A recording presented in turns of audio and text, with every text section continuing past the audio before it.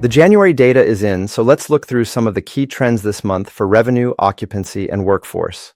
The average daily subsidy increased slightly by 7 cents to $311.55.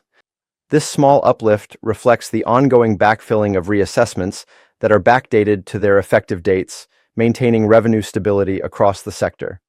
Claiming activity picked up in January, rising to just over 6% of Medicare claims being assessed by AMOs. That's an increase of about 0.6% from December. Voluntary claiming pulled back slightly, dropping from 4.37% in December to just under 4.2% last month. The age of ANAC claims ticked upwards again, with over 45.5% of claims now sitting at more than 12 months of age. Reassessment timeframes increased in January, with the average time from request to reassessment rising to just under 19 days, an increase of about 7% from December's 17 days. January saw occupancy decline for the second consecutive month, dropping by nearly 0.4% to reach just over 92.5%. This wiped out the gains from the previous 5 months and aligns with typical seasonal patterns. New permanent admissions fell by just over 6% from December, with around 3,900 new residents entering care in January. If seasonal trends hold, we should see a rebound through the autumn months, which is typically the strongest season for entry into residential aged care. Respite usage increased significantly, jumping over 19% from December.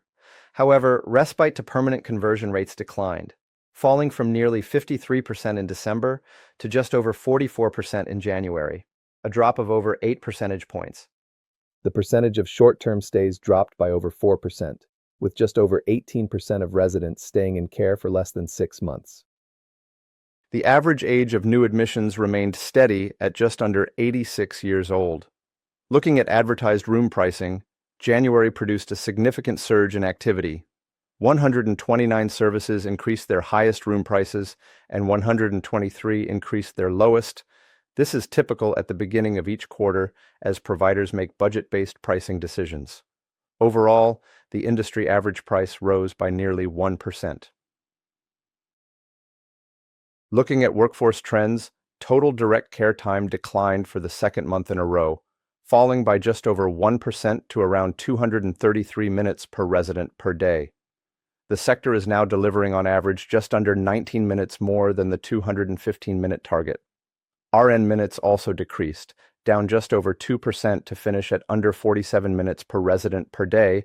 This continued decline in care delivery suggests providers are actively recalibrating their workforce strategies after 5 consecutive months of significant increases that drove care minutes well beyond the required target.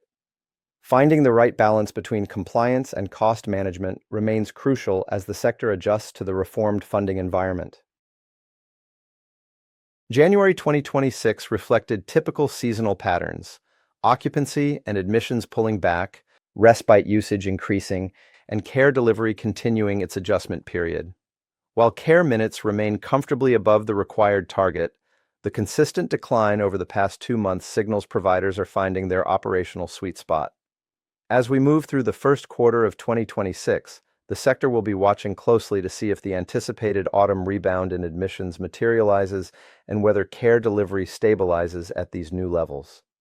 If you need support optimizing your workforce strategy, navigating occupancy challenges, or fine-tuning your accommodation pricing approach, please reach out to the Mirus Australia team. We're here to help you achieve sustainable and compliant operations.